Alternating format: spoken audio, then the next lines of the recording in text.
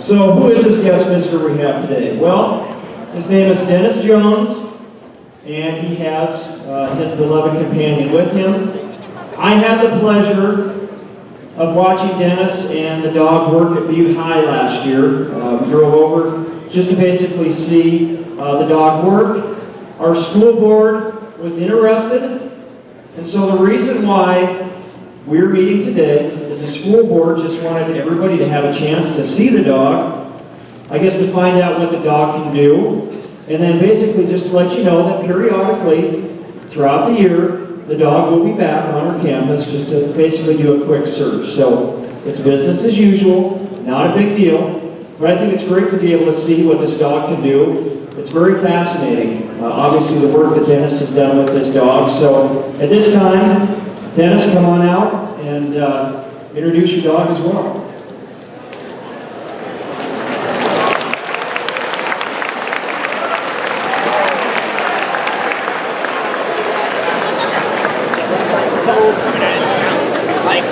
Check this mic out. You hear me okay up there? Everybody here okay? Okay, hold it down, be real quiet. We'll make this quick. We're going to be over at your other school here in about 45 minutes. Been asked by the administration to come on campus and demo the dog, let you become familiar with the program. We have over 100 dogs working. This is a national organization headquartered out of Houston, Texas. This is my 12th year working the dogs. I hired this company when I was a school administrator a number of years ago. This is Jetta. This is a 5-year-old lab. This is the breed that we typically use. These are not police dogs. The law enforcement call us if they're looking for something besides narcotics. Many of their dogs are Dutch and German Shepherds and Belgian Malinois, and they're great dogs. We use lab retrievers because they're the top end of the hunting breed. Only 1 in 50 dogs graduates from our training academy. This is a rescued dog out of Michigan. She was euthanized at 4 months old. Nobody wanted her. She was in a hunting litter. She was very aggressive. Neighbors came and got an expensive dog for nothing because they were going to put her down. And they kept her until she was 9 months old. It was too much dog for them. They put her on Craigslist as a throwaway dog. And our trainer handler in Michigan just went and rescued her. She's made it. Ironically, she made it through the program. And right now she's the fastest of the 103 dogs we have. This dog will do 200 lockers per minute with accuracy. Our dogs are trained to do things that police dogs don't do. Police dogs are great. We do not land on your football field in the Black Hawk chopper or storm your school. We're user-friendly. We want students to feel comfortable seeing us on the campus. We want you to feel very uncomfortable about bringing stuff that doesn't belong here. This is certified nationally as a narcotics and weapons dog, and they are imprinted on odors in 4 different categories. So they will do illegal narcotics, they can recognize that and find them. She does meth, marijuana, cocaine, heroin, LSD, and ecstasy. Then she does alcoholic beverages, beer, wine, whiskey, Mike's Hard Lemonade. So she can find those items. She does this that are gunpowder based. So she'll do pipe bombs, weapons that are associated with gunpowder. Unfortunately, she will alert in your car in your parking lot if you have a firecracker in the trunk. She will alert on your vehicle. And she does prescription over-the-counter medication. I'm not sure what your policy is in regard to medicating, but this dog will hit a locker with Advil in it. Anything with an analgesic, from Advil, Tylenol, up to OxyContin, hydrocodone. Dale, did you hear that okay?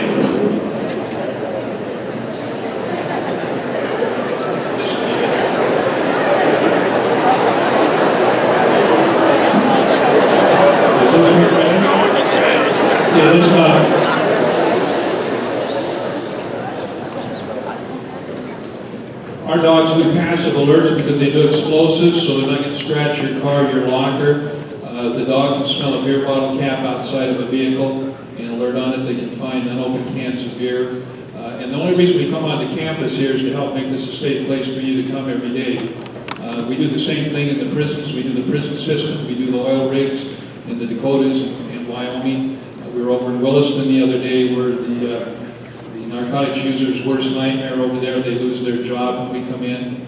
You may not see me on campus each time to bring the dog on. I've got 2 other dog teams that have come in. They have yellow labs. They work out of Great Falls, so you'll see us on the campus from time to time.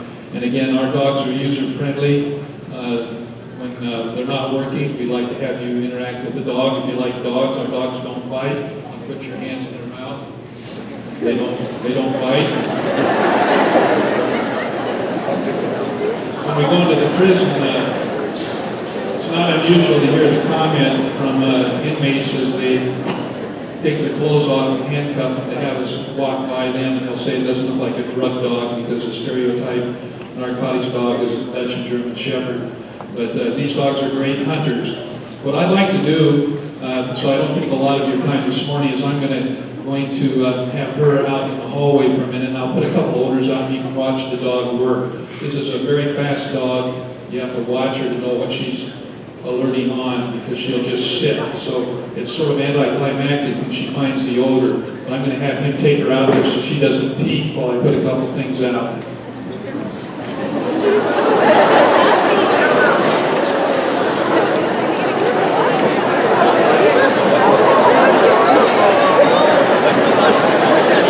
Okay, listen up for a sec. I'm going to share this quickly with you. You have a constitutional right to privacy, so we can't sniff you with the dog. And we want everybody to understand that. We can't sniff you with the dog. Law enforcement can't sniff you with the dog. No entity can use dogs to sniff people. Full well knowing that, students know that if they put their pot pipe in their locker, we're going to get it in about 1 minute. If it's in their vehicle, we're going to get it. If it's in their backpack. So they'll put it in their bra, their underpants, their sock, their shorts, and go into the classroom knowing we can't sniff them. The problem with that is we can sniff where you've been. And so what we do is we go to classrooms. We'll pick out random classrooms when we come, have you step out in the hallway momentarily with your teacher, and then we'll take the dog, and it takes about 3 minutes to sweep a classroom. You leave an odor behind on your desk. The dog can smell the cheeseburger you had for lunch. It can smell anything that you've left behind there. If it happens to be in the contraband odor range, the dog will alert on it. That establishes legally what's known as reasonable suspicion.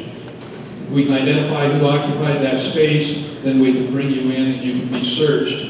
If you don't allow the administration to search you, then you can be taken downtown. Your parents will be called and they'll do that downtown at the police station. So what I'm going to do now is I'm just going to put out a couple of odors and I'll demonstrate that. This is a heroin odor. I just put that in a coat pocket. This is a piece of cotton with an alcohol odor on it. And to kind of simulate what I just shared with you, I'm not going to leave anything behind. I'm just going to take this piece of cotton and I'm going to rub it, I'm going to rub it underneath. Whoops, if I get it off of here. There's nothing there except a fingerprint, and that would be not unlike what odor you might leave behind. That's on metal, so it's going to evaporate quickly. But those are only 2 odors I'll put out. But I'll have the dog come in and we'll watch her work. You can go ahead and drop the leash on her. She'll come thundering back in.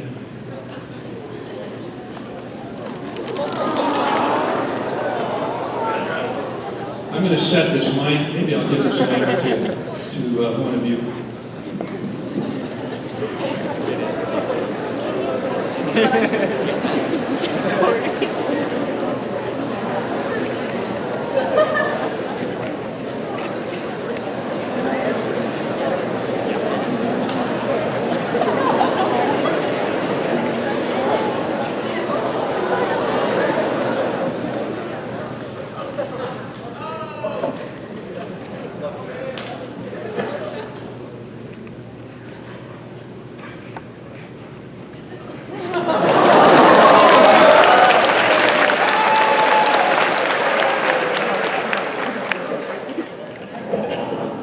Obviously the fingerprint. Now the dog gets its reward, and we don't give food rewards, so I'll give her a reward.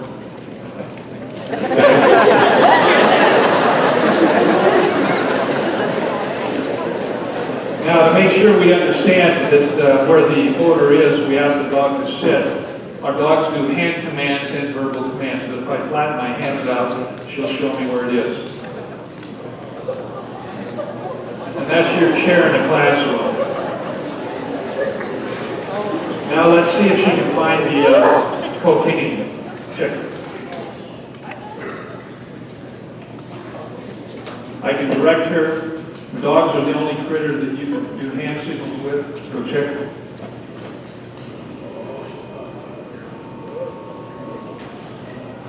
And that's the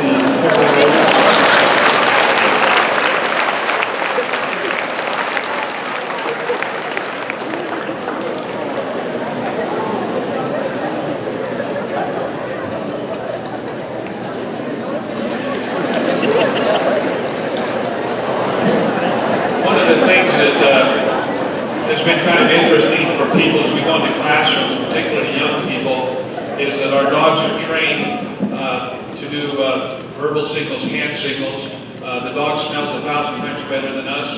Those of you who have dogs, don't yell at your dog. They hear 4 times better. I can whisper to this dog and she will listen and follow commands.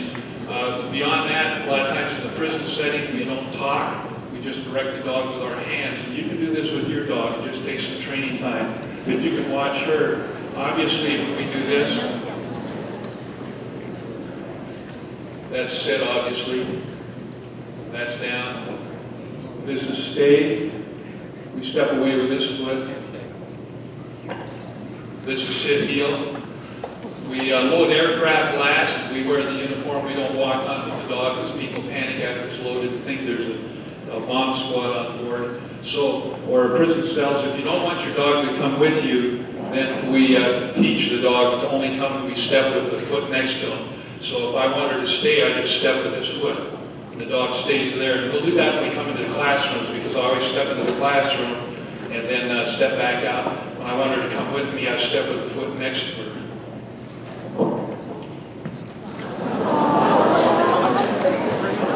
How many people in here, this is just a little gee whiz stuff, and then I'll answer a couple questions. How many people in here have had a dog hit by a vehicle?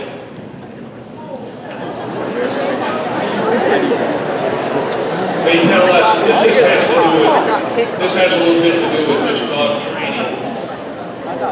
80% of the dogs that die before natural death are hit by vehicles. We're out around a lot of vehicles. We're on oil drilling sites.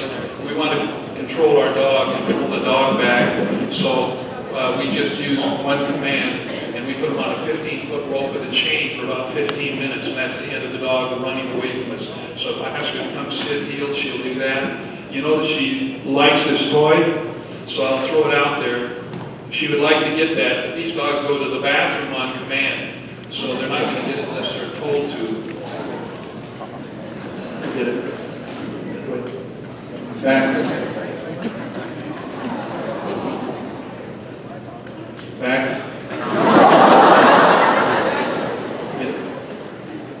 But you can do that with your dog, so that's just a couple of training. Yeah.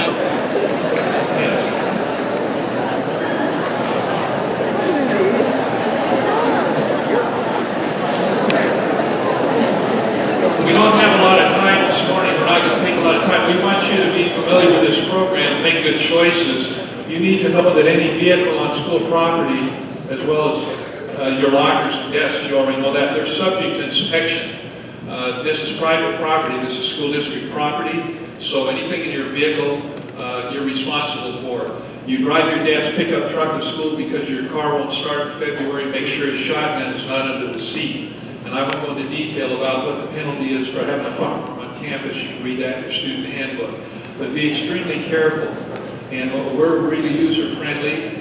We want you to feel comfortable seeing us here on the campus. But make good choices. Don't bring anything here that would jeopardize your future at Capital High School and put you in a bad position. You need to be extremely careful. Do we have time for a couple questions? Anybody have a question at all? I'll see if we can answer that. Go ahead. Listen up so you can hear your classmates, or I can hear it, and then I'll do it. Newfoundlands? No, she wants to know if we work with Newfoundlands. There are a lot of good dogs, and if we ask people what dogs would make the best, always bring up different breeds. We use labs and golden retrievers primarily because of the top end of the hunting breed. This company, Interquest Detection Canines out of Houston, is the largest and the oldest company in the country. They have 41 franchises around the country. We do the Dakotas, Montana, and Wyoming. But, you know, we use labs and golden retrievers. Anybody in here have border collies? Any border collies? Yeah, that's the smartest of all breeds. When we bring that up, people say, why don't you use border collies? They're herders, not hunters, and that's why we don't use them. Any question? Here's one on the floor.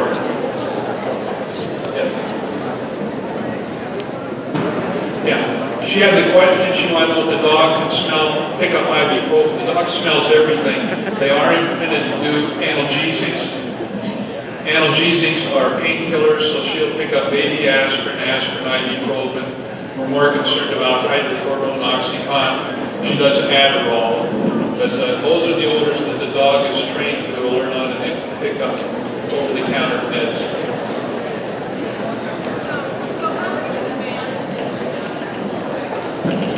Just had a question. Listen up. Hey guys, listen up, please. She wanted to know how many commands the dog knows. I haven't counted them, to be honest with you. She understood. Well, we can count them. Let's do that. 1, 2, 3, 4, 5, 6, 7. There's 8. She understands the word no, and then she understands the word. We don't use it, but we can't. She can't just when I say check it. She goes to work. When I say show me, she shows me again where it's at. So what's that, 10? 11? So I'm guessing about a dozen commands. About a dozen. Any other questions at all? Here we go.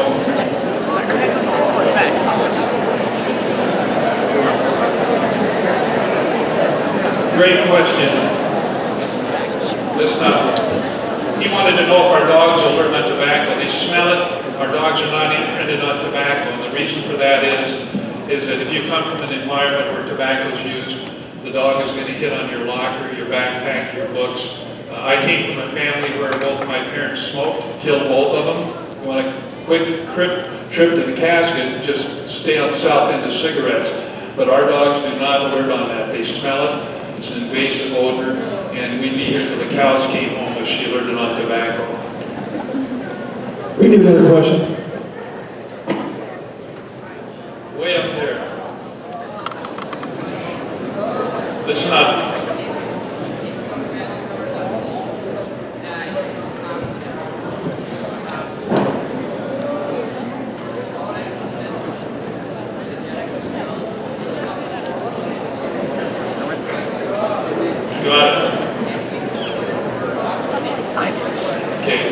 That was a great question. Listen up, and I'll share this. His question is this. This comes up almost every day.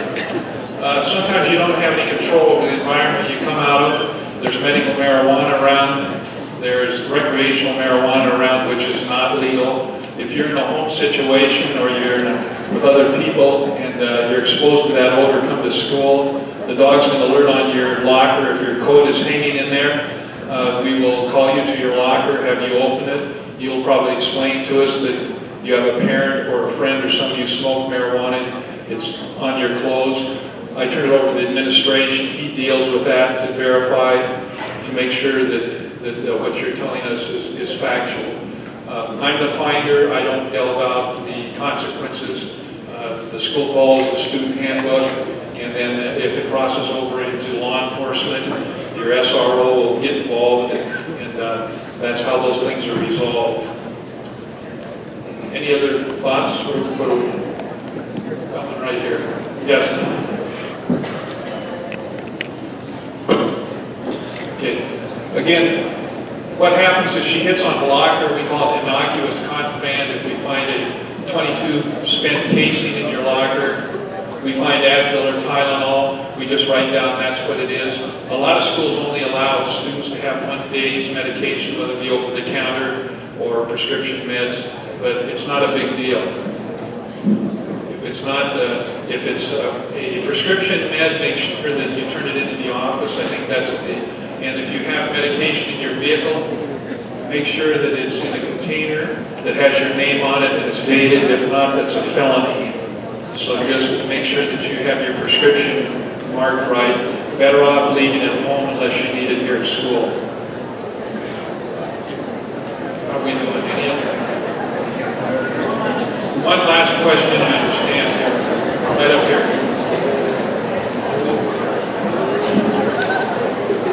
I'll have to wait till they said that. You guys, please listen up. One last question. Say it. He wants to know how long it takes to train a dog. It takes 4 to 5 months.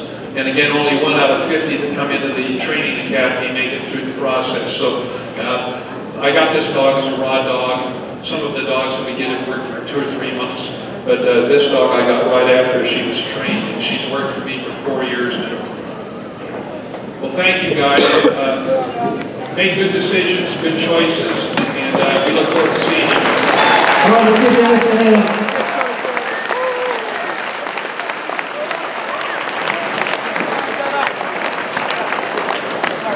So guys, thank you very much for your attention. Once again, Dennis will be back periodically throughout the year. It's business as usual, not a big deal. The school board just wanted you to basically become familiar with the dog and Dennis. So at this time, just go ahead and return to your second period class.